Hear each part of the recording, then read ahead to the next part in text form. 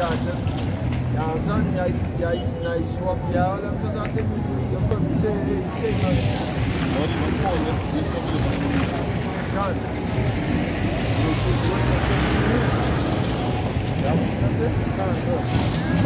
The book of 2 Timothy chapter 4 and verse 10. I start at verse 9. It says, do thy diligence to come shortly unto me. For Demas had forsaken me, having loved this present world, and is departed unto Thessalonica, Crescens to Galatia, Titus unto Dalmatia. Yeah, that is it. Demas, just a follower of the Apostle Paul, left him, forsaken, say, why the hell with this guy? What was the reason why Demas loved this present world? And this present in Galatians 1 verse 4. Yeah. This is the book of Galatians, chapter 1 verse 4. And it reads, who gave himself for our sins, that he might deliver us from this present evil world. From this present evil world. Deliver us from this present evil world. And Demas didn't love that. Demas didn't end up loving the evil world. Back then, Romans, you understand? Homosexuality, lesbian, same thing like what's going on here right now. Because this is modern day Rome. This is the new Roman Empire. You understand? This is what we in here. Hey, read them again. Daniel chapter 2 and the 38th verse. We're going to that. Because this is the new Roman Empire. This is where we in here right now.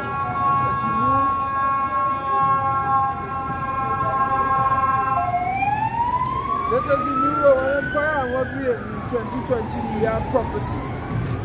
So the old Roman world and the new Roman world, this is modern day Rome. You have it? The book of Daniel chapter 2. 28, right? Daniel chapter 2 and verse 38. It says, and wheresoever the children of men dwell, the beasts of the field and the fowls of heaven hath he given into thine hand.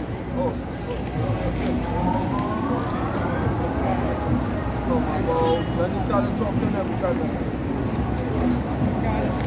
he said, no one is telling.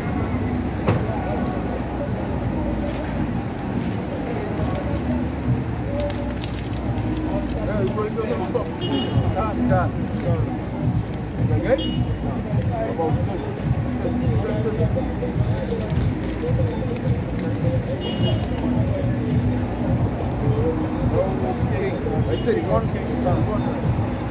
Daniel chapter 2 verse 31.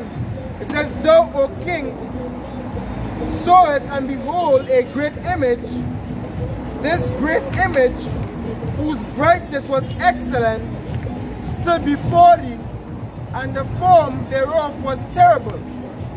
The image's head was of fine gold, his breast and his arms of silver, his belly and his thighs of brass, his legs of iron, his feet part of iron and part of clay. Right, so what this dealing with? This is the timeline. All the kingdoms that would rule until our Lord and Savior Yahushua returns to destroy the kingdoms that he needed. So that all the kingdoms that would rule from, let me say, 600 BC till this present day. So what we have to know where we is in prophecy time right now. That's right. So when we know that, we can know how close it is to the end. That's right. Because we're very close to the end. Right. We are the closest to the end that we could ever be. Don't have no closer time to the end than now. But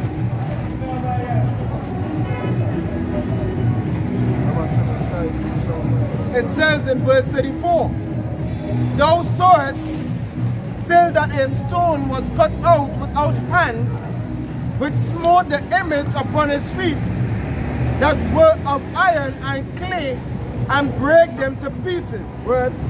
Then was the iron, the clay, the brass, the silver and the gold broke into pieces together and became like the chaff of the summer threshing floors, and the wind carried them away. Now, Psalms 1 verse about 5. Hold on to the Psalms 1 verse 5.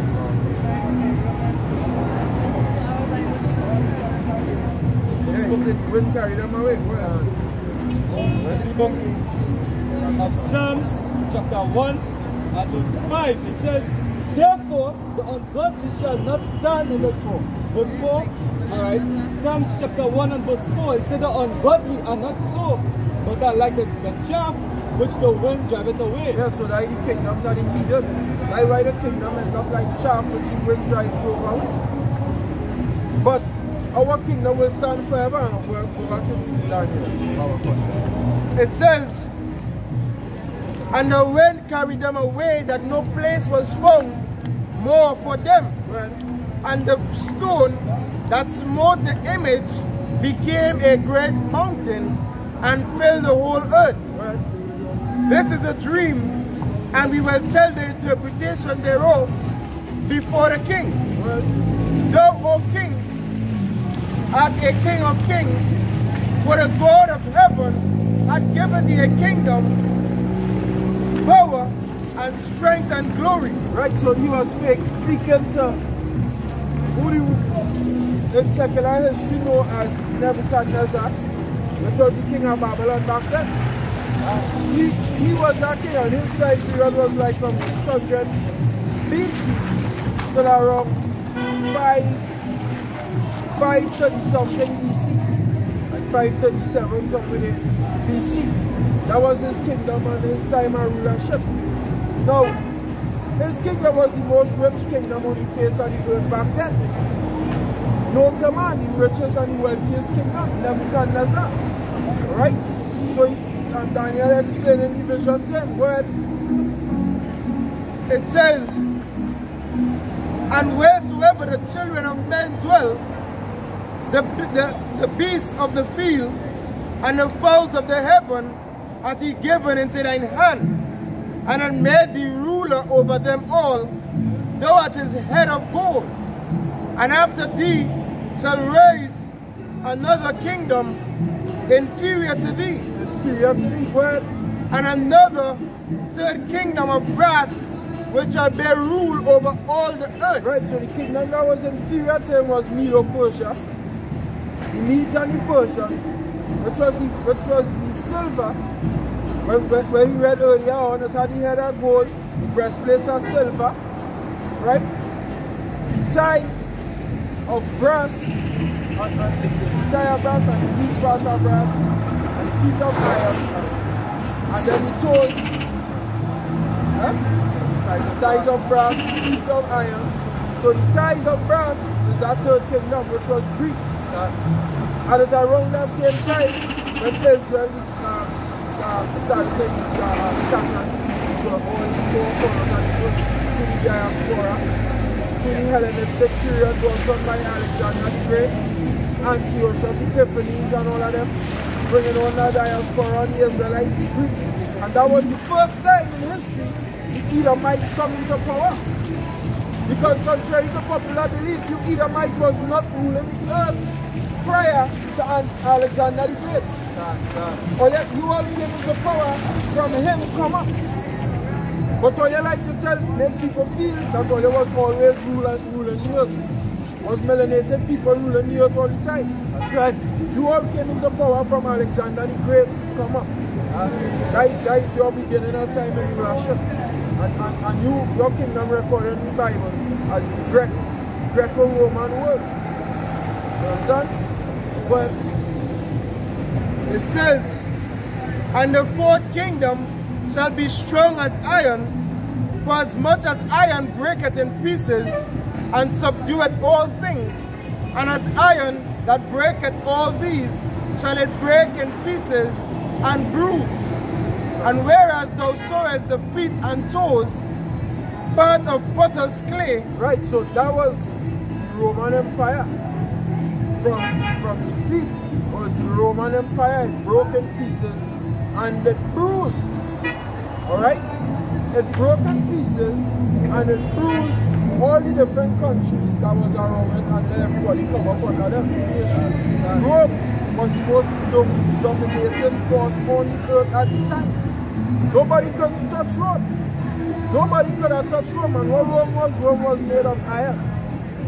Alright, and someday you could check too, coming down, the statue is just getting less and less precious, but getting more and more strength. Because gold is softer than iron. Gold is softer than iron. Feet was iron. Gold is a soft metal, iron is a very hard metal. Like how easy the mindset is tough. That's why the scripture say what? Strong. Scripture call them strong, they're strong.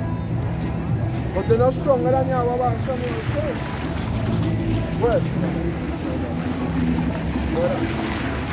It says, and whereas thou sowest the feet and toes, part of potter's clay and part of iron, the kingdom shall be divided, but there shall be in it of the strength of the iron, for as much as thou sowest the iron mixed with the miry clay. Right, so now this is the revival of the Roman Empire. This is where we are today. So what we just do, we went through secular history, or world history, from Babylon to modern day time. The feet represents what is going on right now. Iron mixed with miry clay, the kingdom shall be partly strong and partly broken. Whereas the ancient Roman Empire was just iron, this one will be revived to be iron and miry clay. Yes, if I can say too, that is what the Messiah saying, can Satan fight against Satan.